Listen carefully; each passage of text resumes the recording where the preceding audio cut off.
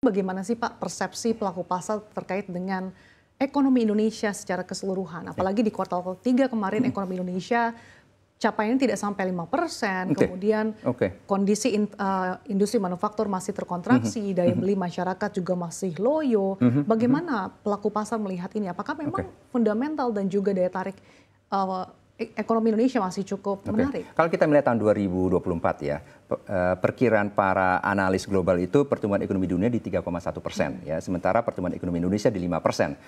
Untuk tahun 2024, untuk tahun 2025 sama pertumbuhan ekonomi global di 3,1%-an, pertumbuhan ekonomi Indonesia di 5,1%. Dan ini adalah pertumbuhan ekonomi kedua tertinggi di G20 ya untuk Indonesia ya, ya setelah India ya. Bahkan pertumbuhan ekonomi Indonesia lebih tinggi dibanding pertumbuhan ekonomi China ya. Namun memang yang harus difokuskan adalah kualitas pertumbuhan itu sendiri. Ya. Jadi jangan sampai misalnya suatu negara itu pertumbuhan ekonominya itu hanya ditopang oleh komoditas saja.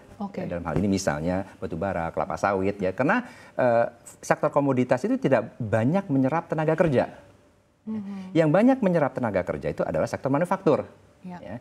Yang mendukung kelas menengah, daya beli masyarakat kelas menengah itu adalah sektor manufaktur.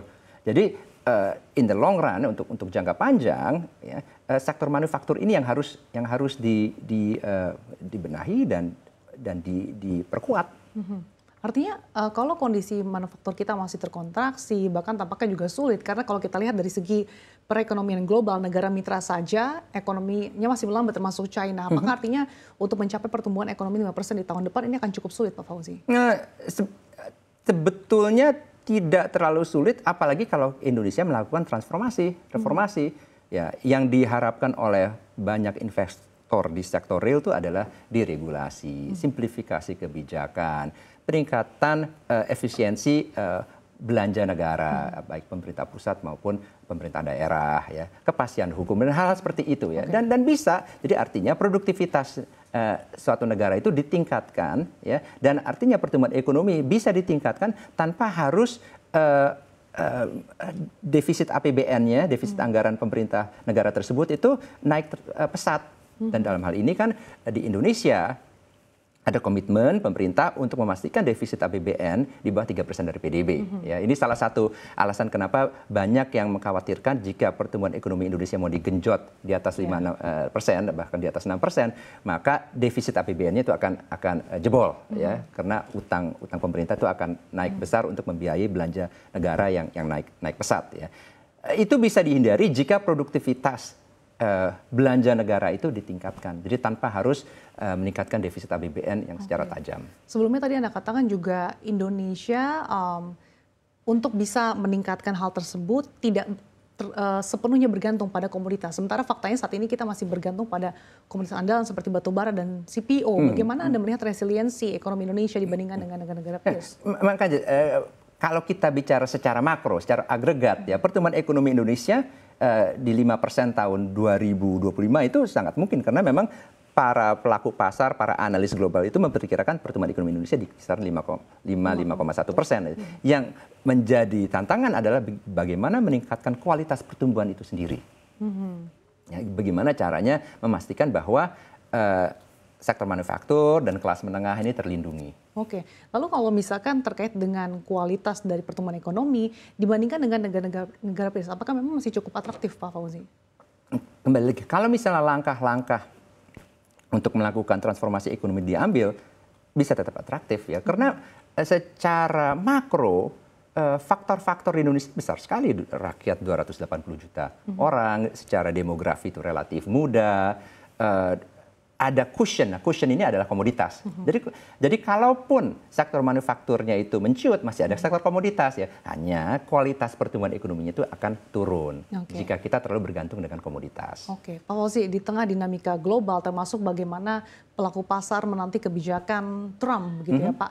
Apakah artinya arus dana keluar atau capital outflow ini masih akan terus berlanjut di awal tahun depan?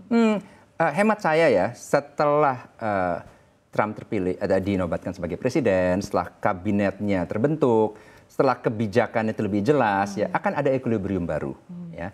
Dan fakta bahwa suku bunga global, termasuk Fed Funds Rate, termasuk suku bunga acuannya Bank Indonesia itu akan turun walaupun turunnya lebih lambat, itu akhirnya akan positif bagi emerging markets, termasuk bagi rupiah.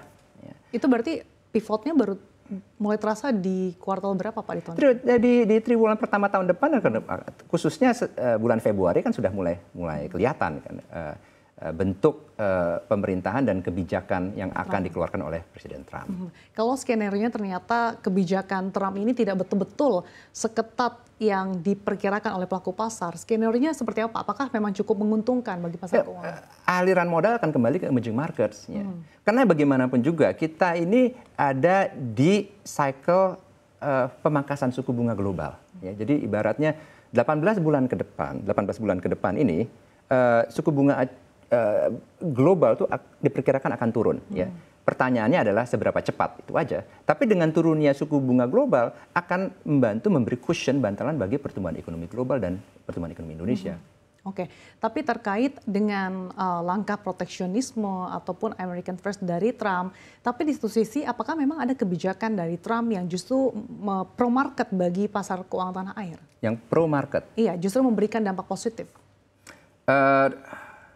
Kalau misalnya ancaman atau wacana tarif yang tinggi itu direalisasikan, dampak itu akan negatif. Ya, karena artinya bisa memicu perang dagang, perdagangan internasional akan kontraksi, sementara kita butuh mengekspor produk-produk Indonesia, ya, dampaknya negatif. Walaupun tentunya akan ada equilibrium baru. Gitu ya. Apa dampaknya kalau perang dagang antara Amerika Serikat dan China betul-betul kembali berlanjut atau kembali memanas, Pak?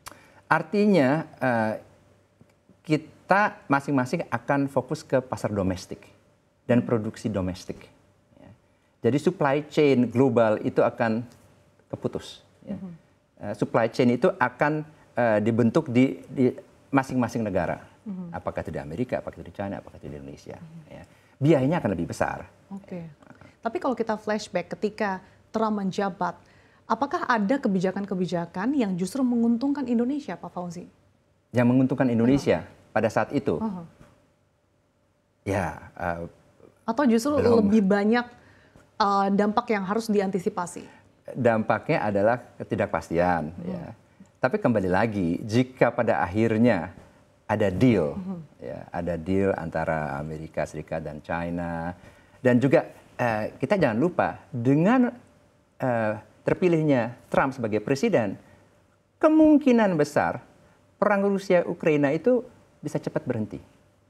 Sehingga risiko geopolitik itu mereda. Ada risiko perang dagang, tapi risiko geopolitik mereda. Jadi ini semuanya itu ada faktor-faktor yang saling meng-offset gitu ya. Oke. Ini semuanya harus kita evaluasi lagi setelah pemerintah Donald Trump terbentuk. Tapi yang pasti ketidakpastian global dinamika itu akan ada gitu ya Pak di tahun 2025. Pasti ada.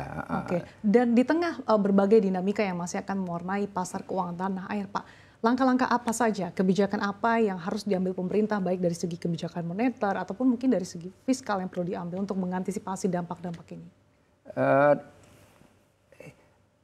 Indonesia harus terus melakukan reformasi ekonomi untuk meningkatkan produktivitas ekonominya. Ya. Karena kita tidak bisa bergantung dengan negara lain jika perang dagang terjadi. Ya. Karena masing-masing negara akan mementingkan kepentingannya masing-masing. Ya. Nah, artinya apa? Artinya pasar domestik harus dipertahankan, harus ditingkatkan, dan kemampuan pabrik-pabrik, kemampuan produksi domestik juga harus ditingkatkan dengan peningkatan efisiensi, dan itu hanya bisa dilakukan melalui transformasi, reformasi, apakah dari sisi public sektor publiknya, melalui deregulasi, simplifikasi kebijakan, peningkatan efektivitas belanja negara, ya, dan juga dari sisi swastanya, suka atau tidak kita masuk ke era artificial intelligence, ya, di mana suka atau tidak cost control itu menjadi penting. Dan dalam hal ini, artificial intelligence itu menjadi satu faktor yang di Amerika Serikat dan negara maju itu sudah menjadi faktor yang kuat dalam menurunkan biaya produksi.